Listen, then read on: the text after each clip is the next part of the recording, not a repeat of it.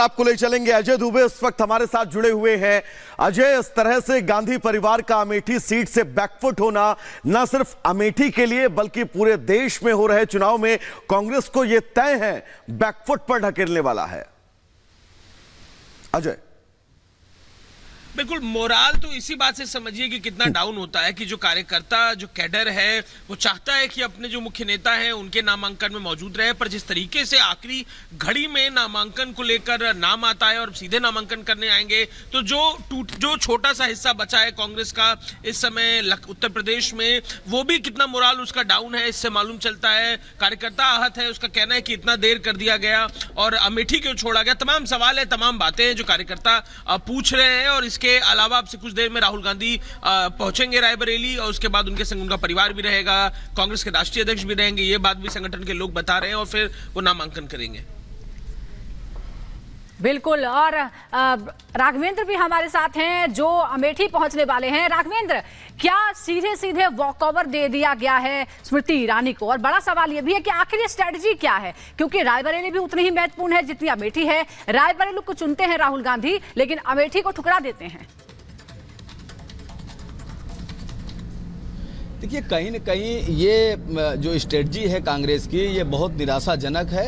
अमेठी के लोग बहुत निराश हैं। ये भारतीय जनता पार्टी के लिए सिर्फ अमेठी में रेड कारपेट नहीं दिया है। कांग्रेस ने पूरे उत्तर प्रदेश में जहां 17 सीटें ली हैं गठबंधन में, हर जगह इसका प्रभाव पड़ेगा। और इसका प्रभाव सिर्फ उत्तर प्रदेश ही नहीं, पूरे देश में होगा, क्योंकि भारतीय जनता पार्टी के नेताओं को बोलने के मौका मिल गया कि स्मृति ईरानी के सामने जो परंपरागत सीट थी कांग्रेस की, मैदान छोड़ के राहुल गांधी जो कांग्रेस के सबसे बड़े नेता हैं, जो पूर्व राष्ट्रीय अध्यक्ष रह चुके हैं, वो मैदान छोड़ के भाग गए। ये बहुत बड़ी बात है। ये कांग्रेस की परंपरा का सीट रही है। लगभग 50 वर्षों से कांग्रेस का सीधा नाता यहाँ रहा है। यहाँ राजीव गांधी चुनाव जीते हैं, यहाँ पे संजय गांधी चुनाव लड़े हैं, यहाँ पर सोनिया गांधी चुनाव लड़ी है, यहाँ खुद 3 बार राहुल गांधी सांसद रहे हैं। लेकिन अब वो वायनाड में जाकर उनको अपना परिवार बताते हैं और यहाँ परिवार नहीं कहते हैं। अमेठी के लोगों से लगातार नाराज हैं। केएल शर्मा को टिकट दिया गया।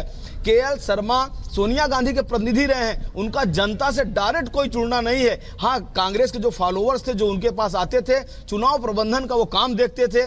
कहीं न कहीं बहुत पहले यूथ कांग्रेस में उनको मौका मिला था राजीव गांधी के समय में, लेकिन ना कभी वो प्रचार करते थे, ना कभी वो सार्वजनिक स्पीच देते थे।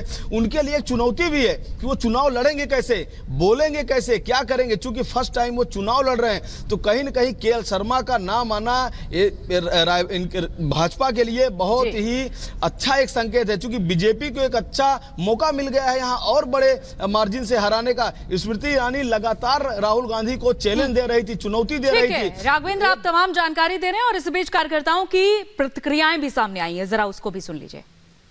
राहुल जी अपनी माँ की सीट संभाल रहे हैं। जनता में ये उत्साह है, जनता इंतजार कर रही थी। राहुल जी तो एक जगह से पर्चा भर के चुनाव लड़ चुके हैं, वहाँ चुनाव हो गया है, पर यहाँ की जनता उनकी मांग कर रही थी कि नहीं, आप आइए, आपके सेहरा सिर बांधना है। राहुल जी आए, अपनी सीट संभाल रहे हैं और पूरी जनता में, पूरी रायबरेली की जनता में उत्साह है कि राहुल जी अपने माँ के सीट पे आ गए। ये सीट उनकी है, वो सीट इस जनता को संभाले, उनके बिना इस सीट को कोई संभाल नहीं सकता। वो आ गए संभालने। अमेठी की भी बढ़िया रहेगी। अमेठी को उनके हनुमान किशोरी लाल जी संभाल रहे हैं। हनुमान जी जीत दिलाने में हर जगह आगे रहे हैं, तो वो कांग्रेस परिवार के हनुमान है किशोरी लाल। हम लोग उनको साधारण व्यक्ति नहीं समझते हैं। तो केएल शर्मा के बारे में भी आप सुन रहे हैं, लेकिन राहुल गांधी का इंतजार तो अमेठी के लोग कर रहे थे, लेकिन वो चले गए रायबरेली। अजय, ये भी सवाल है कि चलिए रायबरेली के जो कार्यकर्ता हैं उन्हें कम से कम ये संतोष है, क्योंकि वो चाहते थे कि गांधी परिवार का ही कोई आए और राहुल गांधी वहां आ रहे हैं। लेकिन अमेठी की जनता का क्या? केएल शर्मा क्या राहुल गांधी की जगह वहां पर ले पाएंगे? क्या ऐसा कोई प्रभाव उनका नजर आता है वहां पर?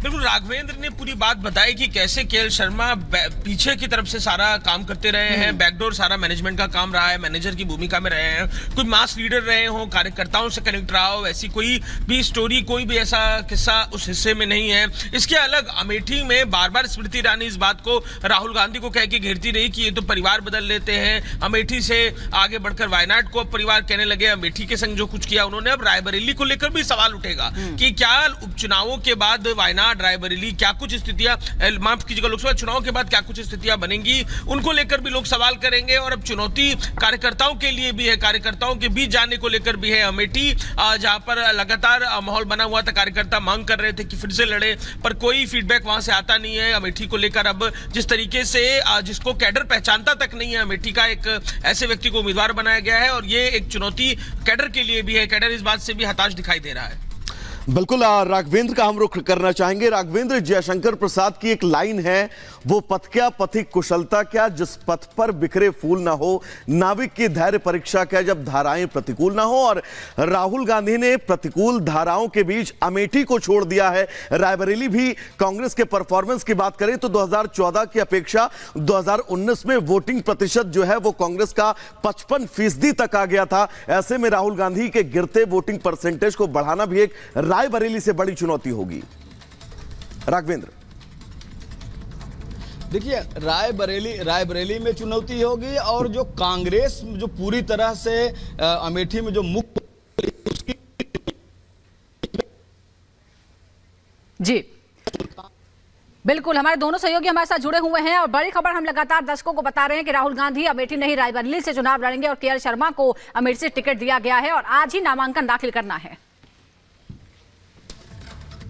तो देखिए, पिछले दिनों पीएम मोदी ने चुनावी रैली में कहा था कि राहुल के लिए कांग्रेस सेफ सीट खोज रहे हैं, आने वाले समय में वो वायनाड से भी भागने वाले हैं।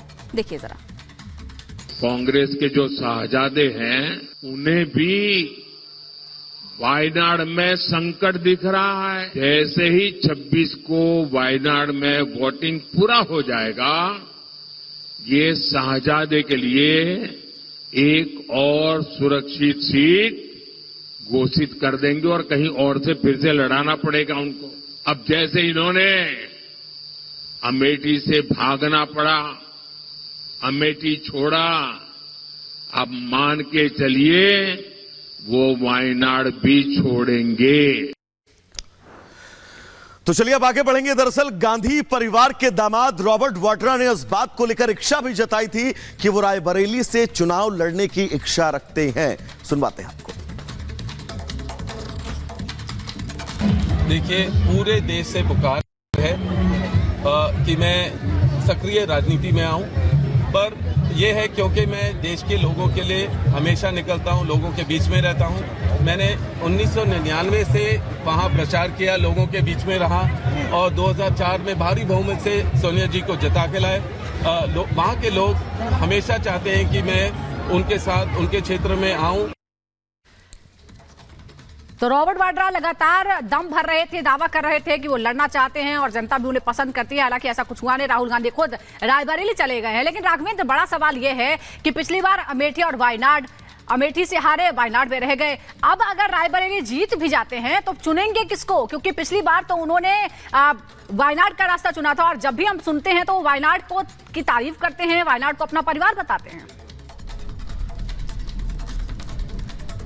देखिए, अगर रायबरेली राहुल गांधी जीतते हैं तो रायबरेली ही राहुल गांधी छोड़ेंगे। सिर्फ देखिए, रायबरेली और वायनाड सीट की बात नहीं है। कांग्रेस जिस दिशा में बढ़ रही है, जिस दिशा में वो काम कर रही है, वह बहुत माने है, उसका संकेत है।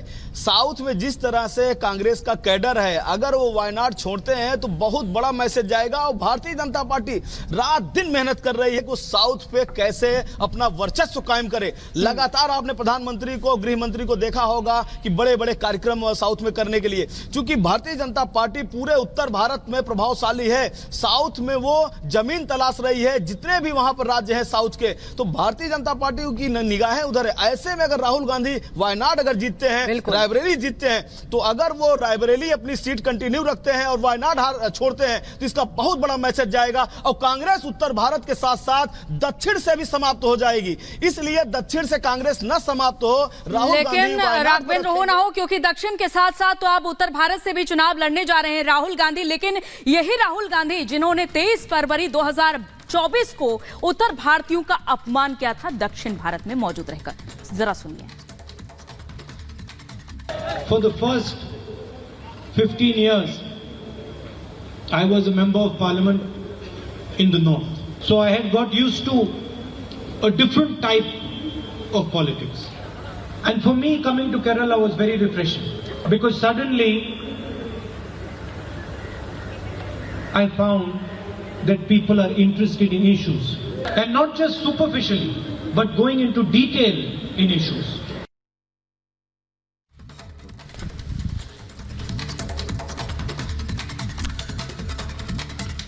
तो राहुल गांधी का ये बयान आपने सुना, उन्होंने किस तरह से उत्तर भारत के लोगों पर तंज कसा था। गिरिराज सिंह का राहुल गांधी पर भी हमला अब सामने आया है। गिरिराज सिंह ने राहुल गांधी पर हमला बोलते हुए कहा है कि अमेठी हारे तो अमेठी छोड़ दी, अब रायबरेली भी हारेंगे। ये बात गिरिराज सिंह ने कही है, सुनवाते हैं आपको। गांधी परिवार अब जहां से हारती है वहां फिर दोबारा नहीं जाती। अब जैसे अमेठी से हार गया, राहुल गांधी हार गए, अब अमेठी छोड़ दिए। इस बार रायबरेली भी हारेंगे, वहां छोड़ देंगे। मैं तो पहले ही कहा